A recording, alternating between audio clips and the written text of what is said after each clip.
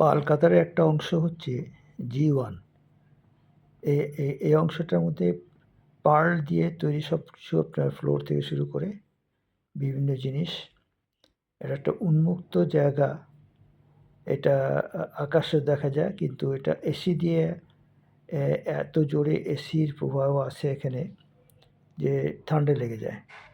তো এখানে যেমন ফ্লোরে আপনার যে আছে, কারুকার্য আছে, তার মধ্যে সমুদ্রের পানির নিচে যেমন অনেক কিছু দেখা যায়, সেরকম কিছু সৌন্দর্য এখানে ফুটিয়ে তোলা হয়েছে। সব কিছু কিন্তু ক্রিস্টাল দিয়ে তৈরি করা। এটা এমন একটা জায়গা যেখানে আসলে আপনি খাওয়ার দাওয়ার থেকে শুরু করে রেসিডেন্সিয়াল ফ্যাসিলিটি, এবং দেখা যাবে যে এখানে প্রচুর কাতারি যারা, তারা এখানে ভিজিট করতে আসে, বা যারা সেরকম ইয়ে ইয়ে মর্যাদাপূর্ণ ব্যক্তি যারা আছে। কাতারিদেরকে সবসময় সবখানে দেখা যায় না, কিন্তু একটা বিশেষ বিশেষ জায়গা আছে যেখানে কাতারি দেখা যায়।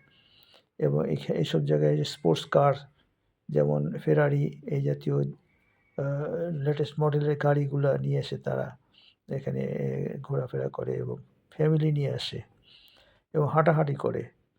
কিন্তু কাতারিদেরকে আর অন্য কোনো জায়গায় হাঁটতে দেখা যায় না।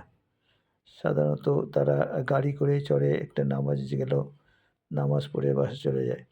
কিন্তু হাঁটাহাঁটি বা ঘোরাঘুরির জন্য তারা স্পেশাল কিছু জায়গা আছে, সেখানে যায়।